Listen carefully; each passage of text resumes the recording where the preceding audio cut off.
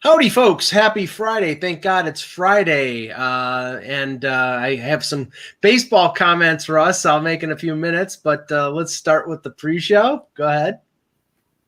Let's talk about the NBA for a minute and just point out how ridiculous some of the salaries are. So Ben Simmons is holding out from the Sixers, right? He's missed a couple practices, a media session, and something else. So right now the bill is racked up to be $110,000 with no end in sight. So we could literally see him probably before he gets traded, $750,000, probably not out of the realm, or $500,000 just in fines. Like, to me, I don't know what's worse, the fact that these fines mean nothing to the player or that the player doesn't care at all. I don't know which is worse. Well, the Ben Simmons thing, Kevin, is sort of like Jack Eichel without the neck injury. I mean, he clearly does, the organization doesn't want him anymore because in Simmons' case, he's sort of a flawed player who can't hit an outside shot worth a damn. But, they drafted him at the top of the draft. He was supposed to be part of the solution there. He's clearly not part of the solution. They want to move on, but I don't think they can find a deal that's worth what they think he's worth. And now it's decompensated into him holding out, as Russ said. I mean, the parallels are there, but it's not the same. But yeah, the money these guys make is ridiculous. I mean, it makes me a little ill sometimes. Yeah, again, you and I are going to disagree on that. I'm a kind of a labor guy, and the reason they make that kind of money is they can. There's nobody says no to them. You would ask for whatever you could get to if nobody ever said no to you. How much you're going to be paid, and I think that they view these situations now. It's always about leverage, and you're trying to accomplish something, and because they do make so much money, I think other things become important to them, and they're willing to give up money. And this is true in all sports, to get where they want to be or to get a better situation for them to play. And if you're making, so should the fines be higher, Kev? Because clearly, $110,000 to him means nothing. And you'll never get the Players Association to go along with that. That's the problem. So because this is all collectively bargained. But you guys are going to do what they're going to do to get in their best situation, and unfortunately, because they make so much money, for them, what is that like? For us, that would be like $100. What I mean? So yeah, so I mean, it was I remember, and it hit home when I was doing the book with Jeremy Roenick, and he was talking about being in a poker game with a bunch of players where there was $200,000 in cash in there. And wow. That's what I said. I said, wow. And he said, yeah, but he said, it's all relative. Like everybody made at that point, I don't remember what it was, 400,000 or 500,000, I would guess. And he said, so that'd be the same if you were playing for like $100 or $200 or something. Right, but who goes to the bank and says, "Give me $50,000 because I got to go play poker"? Well, somebody does. Sometimes it depends on the week. Yeah. Russ, all I can say is this: when I was a manager of a movie theater, and the movie theater had I don't work there anymore, so I can say we had what was called the manager's fund, which was money that we would have for the concessionists and the box office people. It was $3,500, and after hours, after we had stopped, all our work was done. Me and a couple other managers, we were playing poker.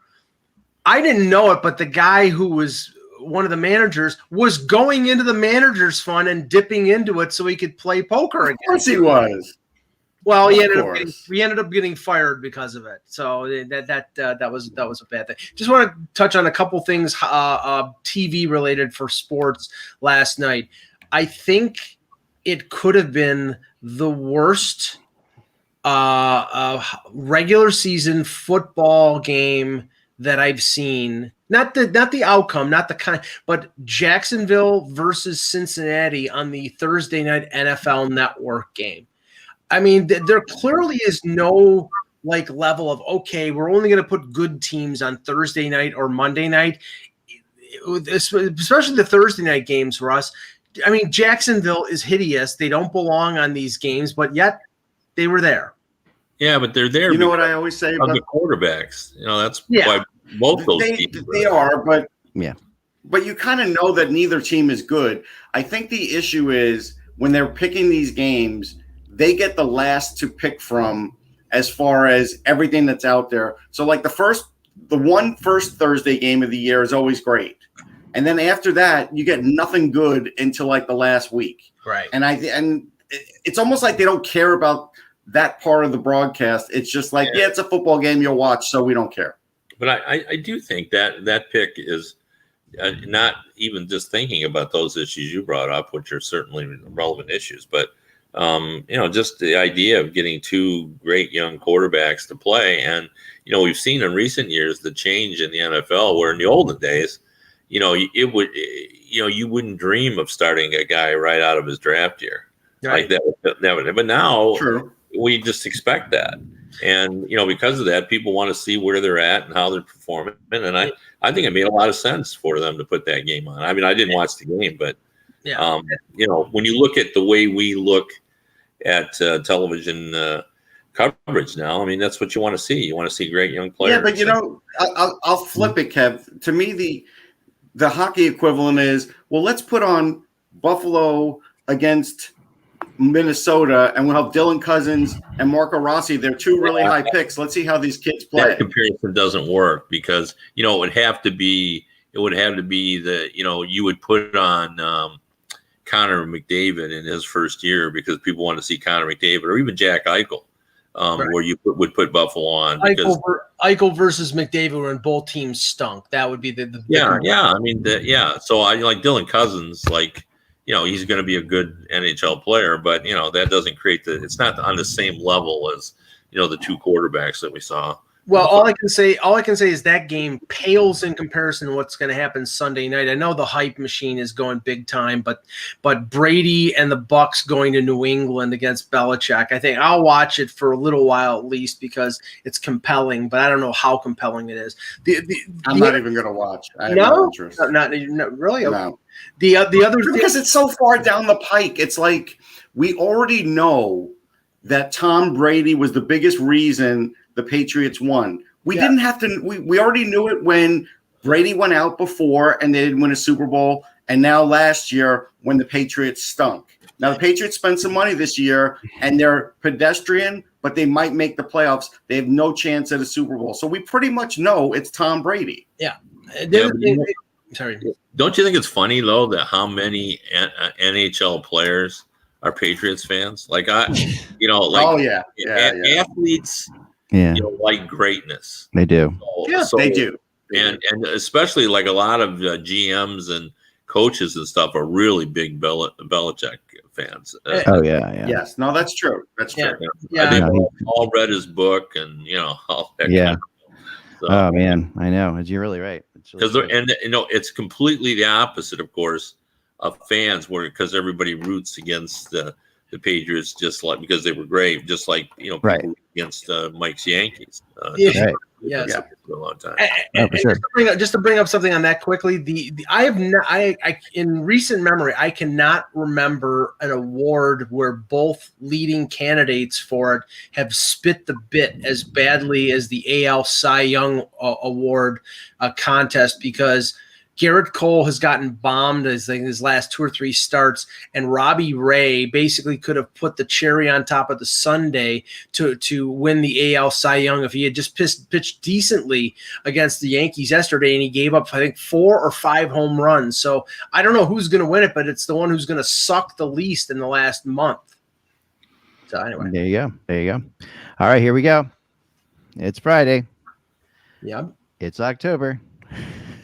All right, here we go. Hello, Hockey World. It's Friday, October 1st, 2021. I'm Michael Agello, and how about them Yankees? Oh, boy.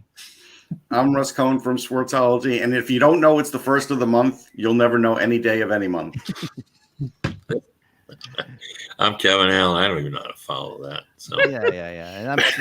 And I love October. It's great. It feels like hockey's here. You're watching Hockey Buzzcast on HockeyBuzz.com. This is the podcast that comes every Monday through Friday to fill you in on the comings and goings in the hockey world. Yeah, October is the end of summer for me. Like it's not September. September's so nice around here nowadays. And like we still go to the beach in September on weekends because it's still beautiful down there. We're going to the beach this weekend for one last weekend to say goodbye to some people that but it's fall now. It feels like fall now. It's fall for sure. And and that means it feels like hockey's going to start, which it is. And we're going to get it together today with my favorite team in a little bit. As I discussed why the Toronto Maple Leafs will win the Stanley Cup today. Before we get started on that, I wanted to talk a little bit about.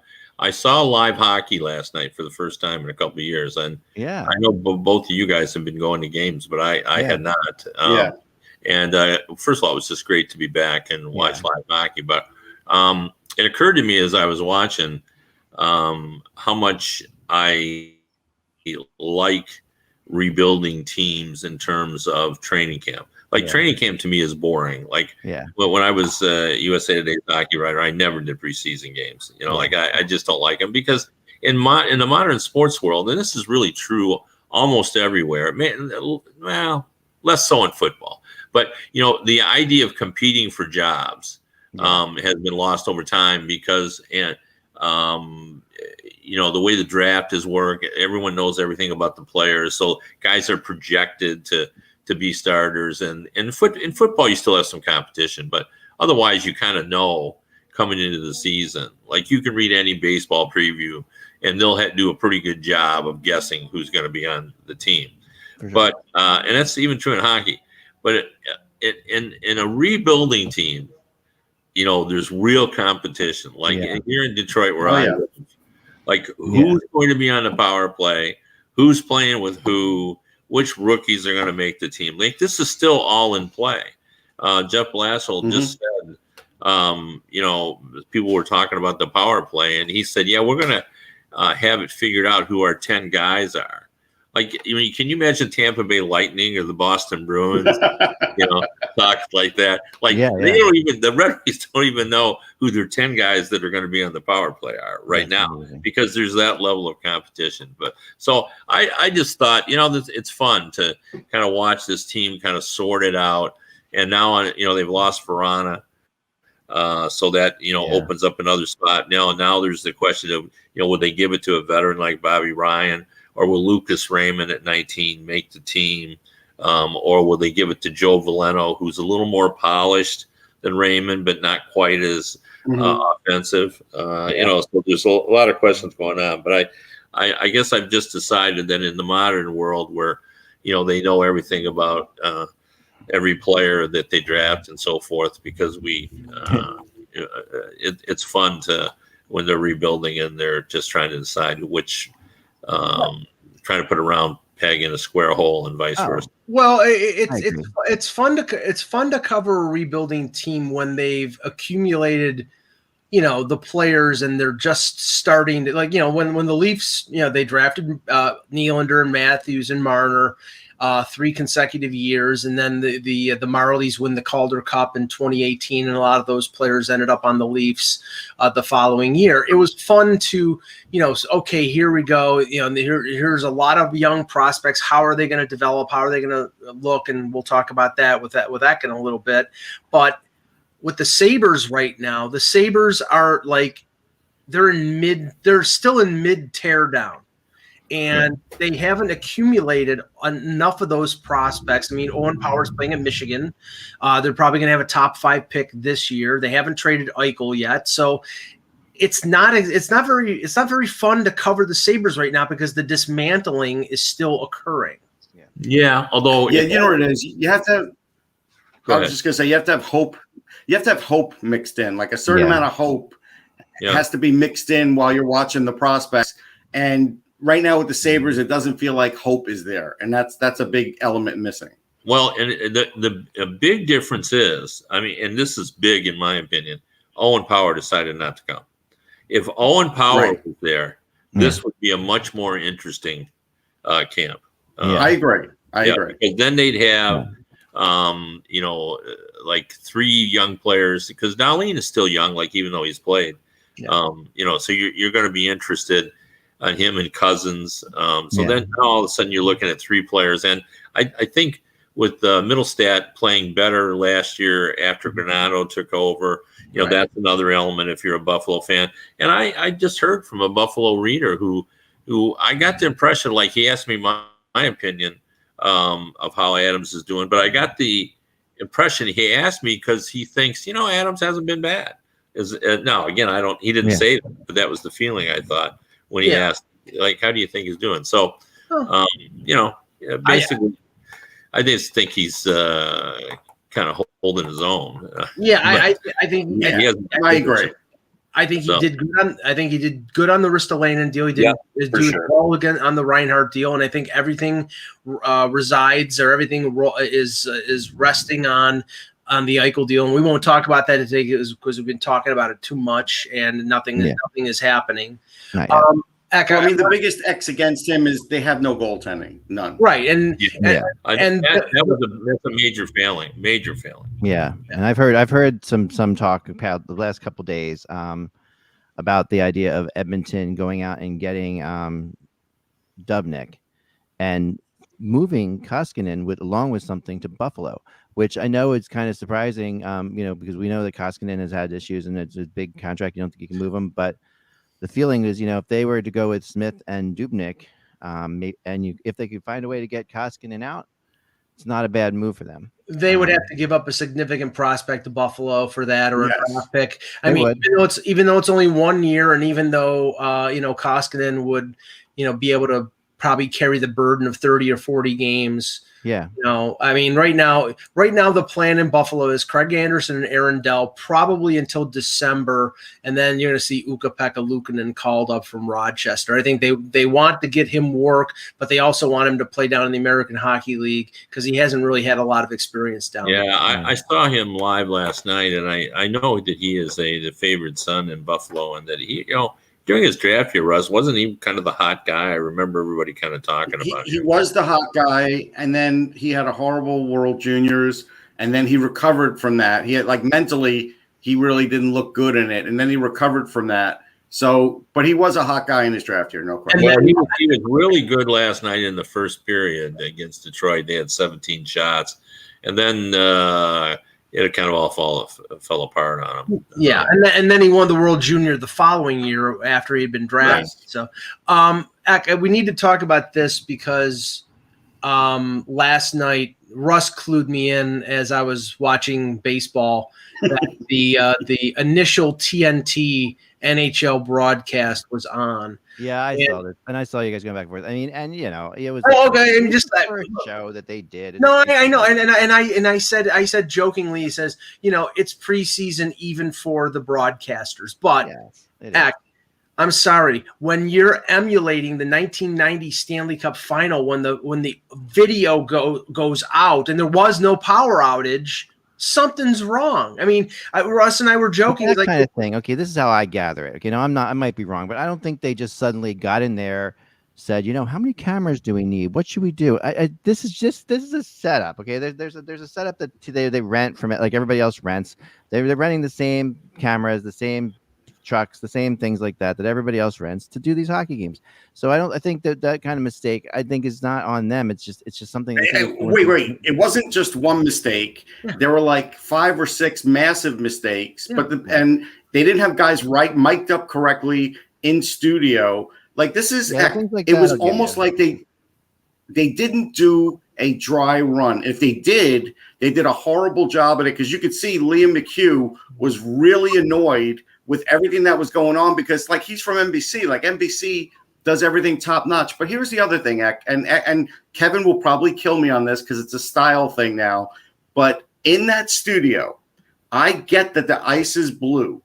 But when everything is so monochromatic in the studio where that's blue and the desk is gray and there's zero color, because the white ice shows up great on TV, but there was none in that studio. Mm-hmm. There were no lights in that studio. That studio look was like a 10-cent looking studio. It was horrible. And they were trying to emulate what the NBA on TNT does with, Kenny Smith or Shaq or Charles Barkley. Charles Barkley getting on, getting up and like shoot. They shoot baskets or they do something and demonstrate. Rick Tocchet gets up and Liam McHugh and Anson Carter don't know what's going on, and he's getting up and showing them how he would stick the skate in somebody's crotch if they had cross-checked them, and they didn't even. This wasn't planned out, and I'm like, okay. This is clearly preseason. This was their dry run, but their dry run was on live television. Yeah, they did a live dry run, and I actually heard John Shannon on XN this morning, I think, mentioning that too. That he felt like it was a dry run, and they should have been more prepared for it. But he said the same thing basically. But at the same time, let's see where they go from here. I'm not trying to kill them. I'm just saying you would think that they would be more prepared. I mean, you can definitely criticize the studio design. I mean, I can't tell you the last time I saw a TV screen, where I saw the top and the bottom at the same time and for a long period of time, and they couldn't fix that. To me, that's a big problem. It reminded me of ESPN at the very beginning. Even if this is a long, dry run, you would have thought after the first period, all the bugs would be worked out, but they weren't. Yeah, they didn't have a practice game or something like that. They should have done something to get some of those basic things together. But I think usually, I don't know, that stuff is usually pretty standard. Now, all the stuff that all the graphics, all that stuff, sure, you can criticize that for sure. You can criticize the graphic, you can criticize the setup. I mean, the people were good. I mean, most of the people were good. I mean, the people were fine. Don Koharski needs some work, but they were fine. Yeah, Koharski. Yeah, I think I really think that they should have gone with Paul Stewart. Paul Stewart, he's Hockey Buzz guy, but he also is just Paul Stewart's very more animated, very entertaining guy. He's too verbose. Yeah, they might be too scary. You got to have someone who can just as Bill Clement. When I was trying to figure out how to do TV back when I first started, he said declarative sentence backfill got to be out in 15 seconds. Yeah, that's it, right? They don't. It's not like radio where you can just kind of wander all over the place. We're podcasts, so we can talk about it. I don't know what that's like, Jack. But I got something too, guys, that I think is worth noting because we talked about the Russian team, and the Olympics and like that. Yeah, there's something happening in the KHL now that's unbelievable. And it's really gone under the radar so far. But the leading scorer in the AHL right now is Shipachev. Remember Shipachev from the good old Vegas Golden Knights? Yeah. We're number 87 for the Golden Knights. He was a good player. He didn't work out here for whatever reason. It was kind of weird at the time. I thought at the time, when you watched him play in the preseason, you're like, that guy's really good, but he just didn't fit and didn't like it there. Well, through 11 games played in the KHL, he's got 26 points. All right, so and so the next closest is 18 points behind him. He's got 9 goals and 17 assists in 11 games. Leading the KHL. Can explain all that before you go further. The KHL is not nearly as good as we thought it was going to be. Yeah, no, I agree. No, that's the bottom line. And on that same, and relative still, you still have to be relative to everybody else. I mean, relative, he's almost doubled up in 11 games, which is that's almost lapping the field that quickly. That's pretty crazy. And is this guy Well, I think that more than likely because, and we talked about this when we previewed the Russian team, they're not strong up the middle with Malkin out, so he may make it because he's a center. Gonna make the team. There's no two ways about it. Oh, right? And Kuznetsov is ineligible, so there's 2 centers. I mean, there's no question. I mean, this start, even without the start, people from KHL are gonna make the team, but he's earning it. He's earning his spot on that team right now. I mean, that Dynamo for the Dynamo Minsk team, that he plays for, they are he's on Moscow. He's on Moscow. Dynamo Moscow, right? Yeah, and by the way, his teammate who will make the team as well, Mr. Voyanov, he's got over a point per game too, and he's the top leading defenseman actually is Voyanov, right? So he's 13 points in 9 games played. So I mean, these guys, that team is also 10-0-1. The Dynamo team is killing it. They're killing it. They're off to I mean, the KHL also has the haves and have-nots. They do.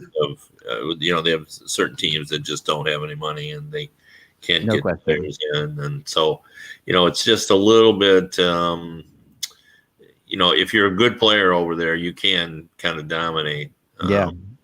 But this is I tell you, mildly, And nobody complains about cap circumvention in that league. Nobody. Well, we mentioned at least not with Putin's team. They don't complain about. we mentioned it yesterday. There was a report regarding a bill in the Russian parliament that would make it necessary for players to reimburse their club teams if they decided to come to North America or play into other leagues. Mm-hmm. And I wonder how that's going to play out. Apparently that, since there's no KHL, NHL transfer agreement, the teams can't pay it. It's got to be the player.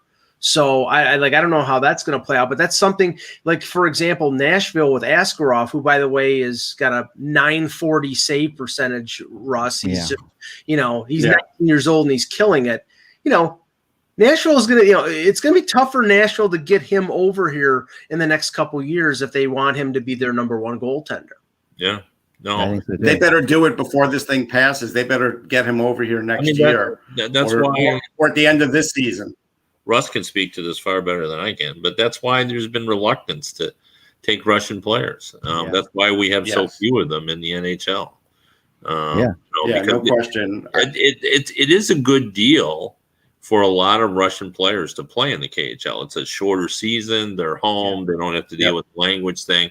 The pay over there, if you're a decent player, is good. I mean, if you want to kind of know where the KHL is in terms of competitiveness and talent, you just go over and look at the rosters, and you'll see, a handful of guys, 10 guys, 15 guys that you'll recognize as having been in the NHL and didn't quite make it, or the seventh defenseman who are doing really well over there.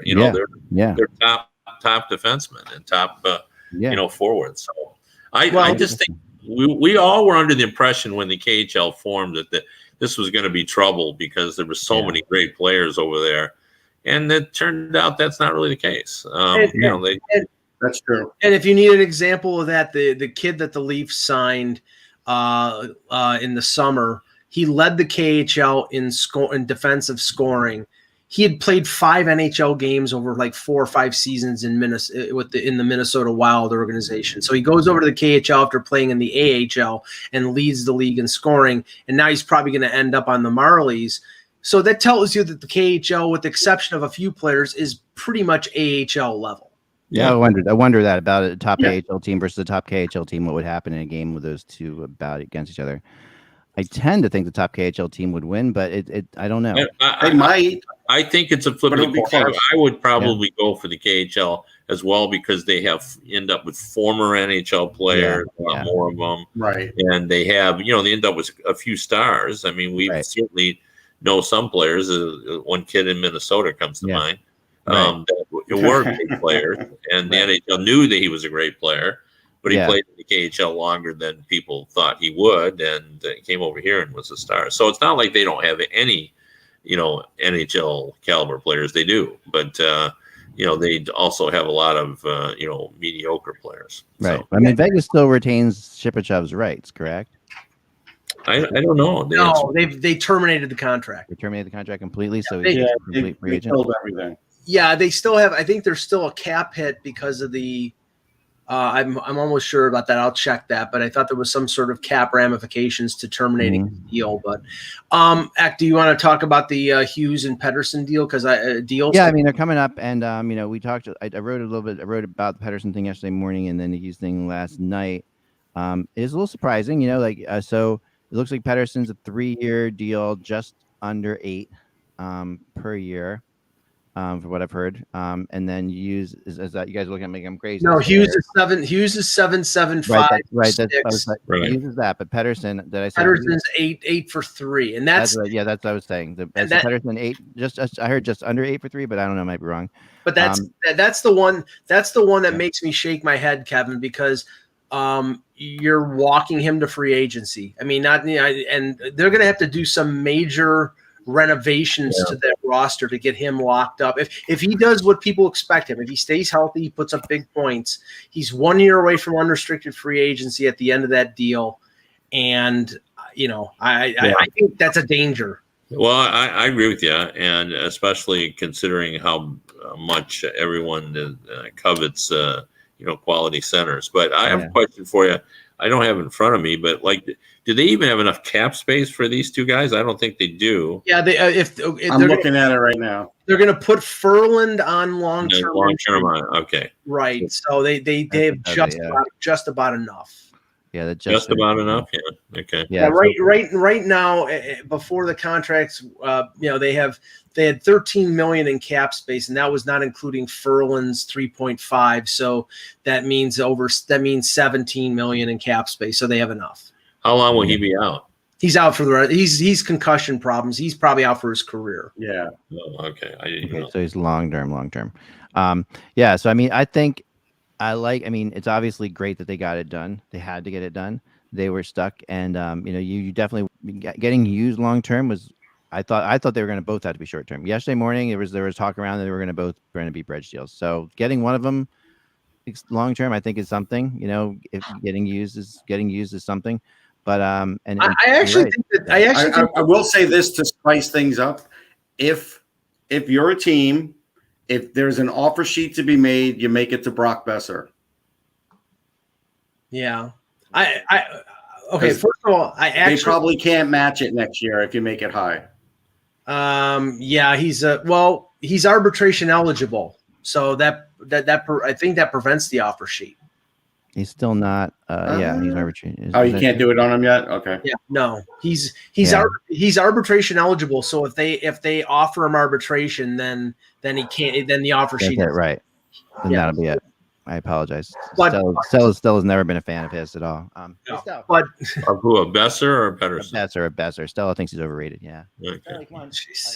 All right, good. Yeah. So I can't skate. Anyway. Yeah. So that's all she says. That's all she talks about. That's all the dog talks about. All right, let's get into the Toronto Maple Leafs for a little bit if we could. Sure. Because you guys have convinced me now. A couple of these teams aren't going to win the Stanley Cup. And you did a pretty good job, recently. But about Chicago. But now I'm going all in. I'm going all in, Mike. I'm going all in because I went all in last year with these guys. Yeah, and look how it turned out, Ek. It really turned out well. You love when I pick them to win. I know, Mike. I know you're always pulling for me to pick good things to happen to them. No. I want you to pick them to be finished last because when you pick them to win, you're dooming them. That's what I said. I said you don't like it. I say when I said I love it, I meant very sarcastically that you love it. Now, the documentary comes out today. Correct? Is that right? Yes. It's out now. First episode is on Amazon Prime tonight. I've seen the entire five episodes. You've seen it, yeah. Because you're special and you got a chance to do it. Oh yeah, I'm real special. And so anyway, so the series is called All or Nothing, and it's nothing. The interesting thing about the Leafs is like some of these teams that like when you write about the Tampa Lightning winning the Stanley Cup, that's not hard to do. When you write about the Buffalo Sabres winning the Stanley Cup, that's really hard to do. When you write about the Toronto Maple Leafs, it's really hard to do because they are good enough to win the Stanley Cup. But they have shown an ability to not do anything in the playoffs properly. So, but here's why it's going to change. All right, here's why the Toronto, and I'm going to put it on one name. If the Toronto Maple Leafs win the Stanley Cup, it's one name: Peter Mrazek. Peter Mrazek is the difference maker. No two ways about it. He is the reason they will win the Stanley Cup, and here's why. Campbell last year, solid. Campbell, Anderson, solid. Both. I've watched games, and Mike, you always told me this. It's true. I've watched games where Campbell and Anderson kept the Leafs in the game, and the Leafs would win the game, and they would keep them in the game, and they would win the game. But the difference, and Mrazek can do that too. But the difference between Mrazek and Campbell and Anderson is Mrazek is the only one of the three that can legitimately steal games. The Mrazek has the ability to steal a game that I don't think Anderson and Campbell have. And I'm going to use an example. Last year, Stanley Cup playoffs, Tampa Bay versus Carolina. The first game they put Mrazek in for last year, if you remember, a 3-2 win by Carolina in overtime. Mrazek stops 35 of 37 shots against Tampa. Legitimately steals a game from the Stanley Cup champions. This is the kind of win that has kept the Maple Leafs from winning. This is the kind of thing that the Maple Leafs have not had in the playoffs. They have not had a game like that. Now, Mrazek, the next game, gives up 6 goals on 26 shots, and they lose. And then Mrazek doesn't see the net again. They pull him out of the series. But the reality here is, Mrazek is a better goalie when he's pounded with shots. The Leafs are a better team, and so I went into the stats to see how good the Leafs, how many shots per game the Leafs let up last year, in comparison to everybody else in the NHL. Mm-hmm. And I was pretty surprised. Like, where do you think they are in that list? Like, they were probably in the top 12 or 12. I'd say top dozen teams because they gave up a lot, and they were in the top dozen. You think? Is that what you're saying? Gave up a lot of shots. I don't think. No. I think they, in terms of number of shots, I think they're like in the top 12 in terms. They were the best in the best 12. They let up the least. You're right. They were actually 6th. Carolina was 8th. I would have thought, now, and then I thought to myself, man, the Leafs are better defensively than I thought. They're only giving up that many shots.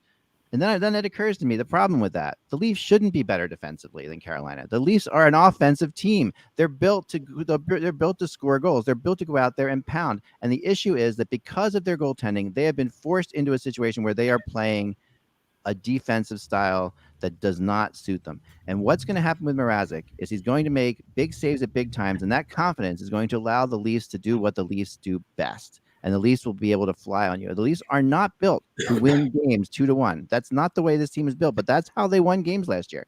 They won a lot of games that way, and they aren't built that way. So at the end of the day, it's going to, this is Sheldon Keith's going to have to say, yeah, we have to play great defensively, but we have to really play better offensively. And if they play better offensively, and I already talked about Nylander, and I think I think Nylander, if he is as good as he could be, is a point a game player, and I think Nylander has, like, when I watched him in the preseason, I was just like, holy cow, this guy looks like he's on top of his case more than I've ever seen him. Okay, all right. Let me click a couple things off. Let me finish my thoughts. All right, okay, go ahead. I'll finish my thoughts, and you guys can take this part. Yep. Losing Todd Hyman hurts. Nick Ritchie's a good, like, poor man's Todd Hyman, but not a great poor man's Todd Hyman. Zach Hyman, sorry. Zach Hyman is a friend of mine. That's funny. I wrote Todd Hyman in the story, too. I have to fix that. Todd Hyman is the guy I went to college with. Zach Hyman.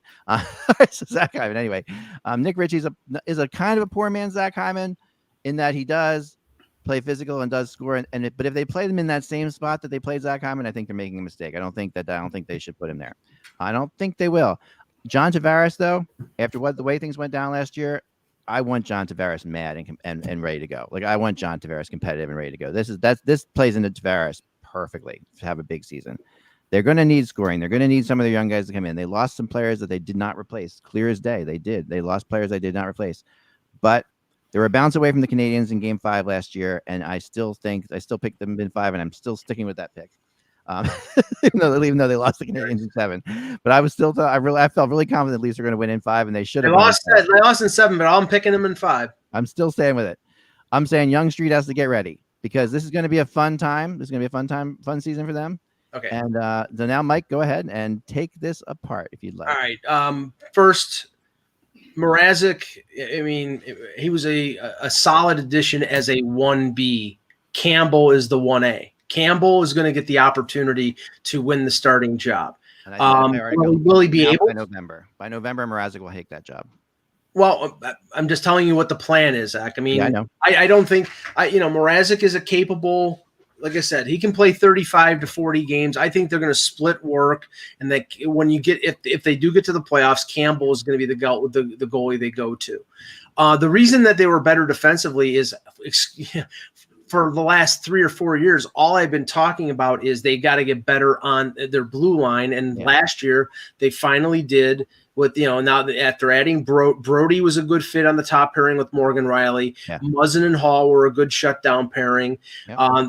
They had added Bogosian as a penalty killer, a veteran on the bottom pairing. He's gone back to Tampa. Now they have Rasmus Sandin, who's a very promising young prospect, along with Travis Dermott or Liljegren, their other first-round pick from a couple years ago. So their defense is pretty solid. It's not the best in the league. I'd say it's in the top 10 in the league, and that's going to make a difference.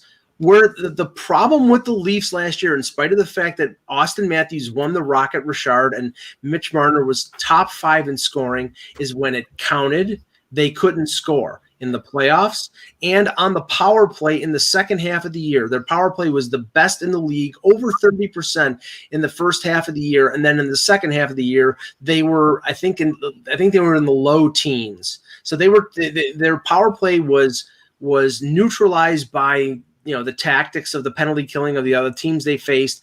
Mitch Marner is in a shooting position and he's not a great shooter. It was all on Matthews. And when teams devised a method to shutting down Matthews on the power play didn't work. Right. Hyman leaves. That's going to be a loss. I don't think that Richie is going to be a replacement for Hyman in the sense that he's going to do everything that Hyman does, because he can't. But he's going to be a big body presence on that top line, at least to start the year. He'll go to the front of the net. He'll get physical with players who try to take liberties with Marner and Matthews. The guy who I think, and he's played really well in the preseason, they're not resting all their laurels on this guy, but Michael Bunting, who they brought in from Arizona, has 4 goals in the preseason. Yeah. He's a little, as one of his teammates called on one of the broadcasts, they called him a greasy rat. He's sort of got a little Marchand in him. He's not as talented. I can call that too. Yeah, I know that. But he goes to the front of the net. He deflects pucks. He doesn't shy away from those areas. Their problem is going to be, I think they're going to toy around with their lineup a lot. Kerfoot on the wing, Kerfoot at center, different guys on the bottom 4, bottom line, bottom 6. I mean, yeah. Where it's going to come, it's whether the top 4 can stay healthy. That core 4 group. Yeah. If they do, then they have a chance. I think they'll make the playoffs. I don't think they're winning the Stanley Cup because they're not solid enough throughout. But they're not as bad as people think that they are after losing the players they did in free agency. I agree with that, and I'll pass it to Kevin and saying also I've heard good things about this Gabriel kid. Who is he's not going to make the team. He's a 13th forward at best. He's an enforcer type. He was a Phantom, right? But I didn't even know him as he was. He was. Was he? Okay, he was in Minnesota and then he was in Jose. But yeah, he's definitely. I heard some nice. I mean, I was talking to some people up there when I was doing preparation. They really liked the way he looked. Well, okay, go ahead, Russ. He's not going to make the starting team. Maybe he won't make the team, but I'm good, Kevin. Kevin, what are your thoughts? Well, I have more mistrust in the goaltending than I think either of you two do. It's not based on anything other than a feeling I have. Like I saw Campbell play pretty well last season, but I still don't trust him. I'm not sure why, but I don't. And Mrazek, I think, can steal games, just like Eklund said. He can be very acrobatic, and he can end up becoming one of those guys that makes 46 saves and wins a game. But he also has some poor games as well. Mm-hmm. And I think when you sort of look around the league at the top teams, I just like their goaltending better. You're going in to face, say, a Tampa, and they're sitting throwing Vasilevsky at you. And I don't know that the Mrazek is an upgrade over Freddie Anderson, in my opinion. I think there's some sameness there. And I think one of the reasons why they have a low shot total is it's the old Wayne Gretzky theory is, they're an offensive team, so they have the puck usually. And you can't score, and you can't get shots on goal if they have the puck. But I wonder if they have enough foot soldiers on that team. They have a lot of premium players, but that's one thing about Hyman is, Hyman was like one of those. He was like a non-com, amid all the officers. He got things done. He could hang with that group, but. He also, worked hard, and not that they don't work hard, but he's that he wasn't a star. So they're depending a lot on guys like Wayne Simmons and Spezza and Andre Kasha, who played for Anaheim and Boston, who's had some concussion issues. There is a risk factor there that I mean, if we could compare them to the Tampa Bay Lightning, they don't have enough Killorns or Palats or they don't have a Goodrow or a Blake Coleman. Of course, Tampa doesn't either. but They're hard to keep those guys. But so that that's where I think they're lacking. It's just this is a very good team, very entertaining team, and Mike hit the nail on the head. I mean, they're not lacking in any area. Like even their defensemen have talent. What they're lacking in is the ability to rise up and get it done at the right time. Yeah, So, and that's Yeah, I got a few things. okay. So for goaltending, I mean, yeah, we know Jack Campbell went on an amazing run. He only lost 3 games. He's going to lose more than 3 games this year. Sure. But Mrazek was never and never will go on a run like that for the Toronto Maple Leafs. And they won't even give him the opportunity to. So I don't think there's any chance Mrazek steals the job. I think the only way it happens is if Campbell gets hurt, which we know he's gotten hurt before. Right. And so I can never count that out. But the way the team played with Campbell in there, that was as much of a boost as any goaltender could give any team, and they still didn't get it done. So there is something mental with this team and with this core for getting out of the first round, and I don't think they got the right players to get him out of it. Michael Bunting is a nice player, but he doesn't have any experience. You need an experience now, and some of the older players they have are just too old. You need like a middle of the road experienced cup guy who could have been a top 6 presence that could really help them ride them through their, like a PTO missteps guy. that they'd have in the playoffs. Is there a PTO guy out there that they could grab? Like, is there like it feels like there's guys out there. Well, they invited Nikita Gusev, and I don't think he's going to make the team. That's not the guy, though. That's not. No, he's not that guy. But I like Alex Chason, the Vancouver invited. Like, I like he's like. Yeah, I mean, if you wanted, they need something even a little more substantial than that. If you wanted a guy who had cup experience and playoff experience, the guy who got a PTO in St. Louis and James Neal probably would have been the guy. Problem is, James Neal's too slow. And they want to play fast. Right. They want to play fast. I got the feeling, and again, I understand. I wrote this story. I'm writing it. Everybody's trying to win the Stanley Cup, so I'm going to go a little bit negative here for a second. Yeah. But because the thing, when I tell you why they're going to win the Stanley Cup, when I tell you Mrazek's going to do this, I'm telling you that's the only way I can see them winning the Stanley Cup is if Mrazek does that. No, I get it. If that happens, and Mrazek, I don't even think. If Mrazek turns into that, and I agree that he probably won't, but if he does turn into that, they've got it. Because, but I'll just say this about Mrazek. I mean, because I wasn't a big fan of the signing, but I will say this: he is in a healthy Mrazek is better than what Freddie Anderson was last year, because Freddie Anderson dealt with a knee injury for most of the year. He cost them points. They still won the division, but he was not the Freddie Anderson of the first 4 years. And it's ironic that when they finally have a team that can play defense in front of them, or Freddie Anderson was undressed for 4 years, Freddie Anderson wasn't up to the to it in that 5th year, and I don't know what he's going to be like. I hope he's recovered. I worry about him in Carolina a lot. I mean, to me, the thing is this: they're an emotional team. They ride emotions. They ride emotions up. They ride emotions down. They definitely do. They're I think Matthews, Marner, even Tavares, who's older but experienced, but still is an emotional guy. They ride emotions. Nylander is maybe not as emotional, but he has and Hyman was right in there with him, and that's why it hurt, because Hyman was like But the thing about them is Mrazek is the kind of goalie who will give you an emotional boost more. Like he can make a momentum change. Oh no! He can make, Come on, Campbell gave no. Campbell gave them as much of an emotional boost as any goalie could, going 17-3. When has Mrazek ever gone 17-3? No, I'm not debating that. I'll tell you. I'm talking about little moments in the game. I'm talking about little momentum swings in the game. Mrazek can make a momentum save. Mrazek is not Tim Thomas. That's the thing. I mean, he may emulate him the way he plays sometimes, but he's not. And Jack Campbell, if you watch this All or Nothing series, watch the last episode and watch how hard. We're not as special as you yet, but we'll be able to soon, Mike. Right. I'm just saying, when the episode comes on TV, watch the last episode and watch how loved Jack Campbell was, even after losing in that game 7. That team would have run through a wall for him. They love him. They love his personality. They supported him. He was the guy. That's huge.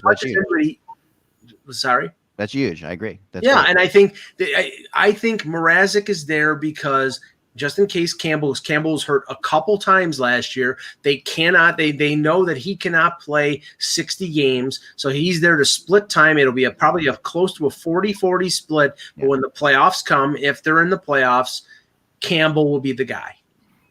And I do want to say one more thing on my synopsis here. Yeah. If you are expecting a lot of goals from John Tavares, it's not his game. Yeah. And that's the thing about the Leafs. You can't depend on him to be a goal scorer for you. That's not his strength. I know he did it, but it's not something you should be asking of John Tavares every year. He'll score 30 to 35. He's not going to score 30 to 30. Exactly. But that's my issue sometimes with Marner, who is definitely a pass first player. When they play together, I do run into that sometimes. Like I do think that they're not the greatest. No, Marner needs to score more. I agree with that. He does. Marner playing with Tavares scores 47 goals. Marner playing with Matthews, he wins the Rocket Richard. Yeah. Marner and Nylander are more playmakers than they are shooters. Yeah, right. Nylander can shoot as well, but okay, Russ, I wanted to get the two Toronto. One thought before that, real quick with Kevin, and then we'll do that. When I looked at this team and I saw the players that they lost, which was a lot of players they lost. Lino, Hyman, Anderson, yep. And Kapanen, and just like things like players that are gone, right? I mean, Bogosian, Thornton. Yeah, these were players that Kapanen was a pretty good player for that. These were players. Why did their GM? It just felt like he was so angry at it feels like I don't know, that might be wrong. Just so angry at the loss of Montreal. They just didn't even bother. He didn't care they lost his players. Didn't even bother. My God, no. Anderson, they were not going to sign. They couldn't afford him. Yeah, but Zach Hyman, they did everything that they possibly could. They wanted to offer him the 8th year. They lost his players. We lost them, but they didn't replace them. Like that's what I'm trying to get. Like why, Kevin? Why couldn't you go out and find them? They didn't have enough cap room to replace them with. I mean, that's why they got Michael Bunting at $850,000 and Nick Ritchie at $2.2 million. They couldn't afford to sign them. All right. Right. Like that's the same question like asking the Flyers, why did they get Martin Jones? Because they didn't have enough money. Right. Which is the reason why anybody better. Which is the reason why I said you can't spend $40 million on 4 forwards. But they went hard after Zach Hyman. What did they do with the money that they went hard with him? What did they do with that money? Like they signed Mrazek. They signed Mrazek for how much? Not that much, right? They signed Ritchie. Yeah. I don't know. Maybe it just feels like they could have done more. I don't know. It really feels like they could have done more. Kevin, do you agree with me or disagree, or what are your thoughts? Well, they had cap issues. I mean, Mike talked about it all the time, and they have a lot of guys paying a lot of money to, and so they have to give somewhere. So it's not like they left money on the table. I guess not. I mean, I guess they couldn't find another way. All right. Okay, Russ, go ahead. Give us your prospects, Russ. We got on this team. All right, so we'll talk about Rhodion Amirov, who right now is still in the KHL, 19, left winger. He really good skater, really good defensively. It's hard to find a young prospect who's that dedicated on the defensive side of the puck, but he is. He's got a little bit of toughness in him. I don't think he's got high-end goal-scoring ability, though. I think, if you got 20 out of him, you'd be getting a lot. I think he's a second or a third line guy. I think he's on a steady pace. I think he probably still needs another year in the KHL and then the Marlies. And if he rips it up in the Marlies, great, bring him up. If not, leave him for a season there. But he's progressing nicely. I think the Leafs do a good job with this, especially lately with this regime. So they're not going to rush him. And when he's ready, they'll have a really nice player there, like somebody.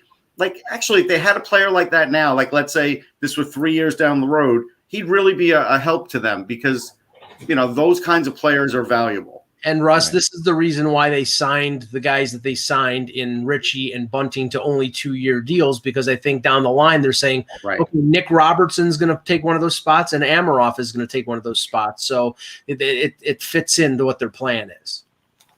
It does fit with the plan. And then, Nick Abruzzese is a guy who I had great debate with when I was writing for McKean's. I won't say with who, but if he's listening, he knows. And he was a USHL guy, little older, and he was ripping it up in his draft year, just ripping it up.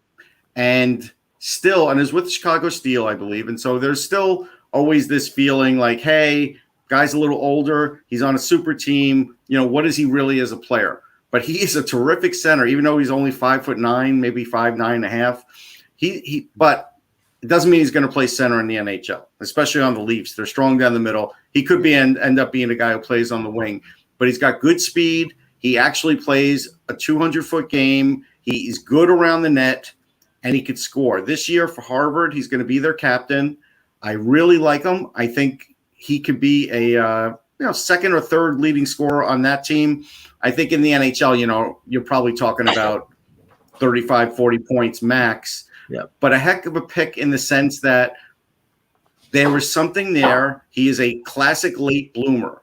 And it started that year in the USHL, and I spoke to him that year, and he even said to me, it all seems to have clicked just now. Yeah. Not anything before, but at that moment, and he's been building on it ever since. And I think the Leafs have done a good job with him, monitoring him, probably giving him just, there's only so much you can do with college players. You give them little tips, things to work on.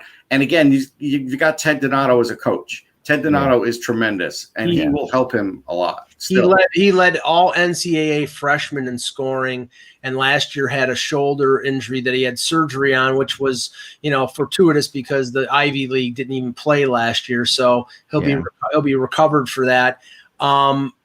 And the GM of the Chicago Steel, Hardy, is now part of the Leafs management. So they like this guy. I think probably in a couple years, after a year, after he finishes at Harvard, they sign him to a contract. He goes to the American Hockey League, and maybe he makes the NHL in a couple years.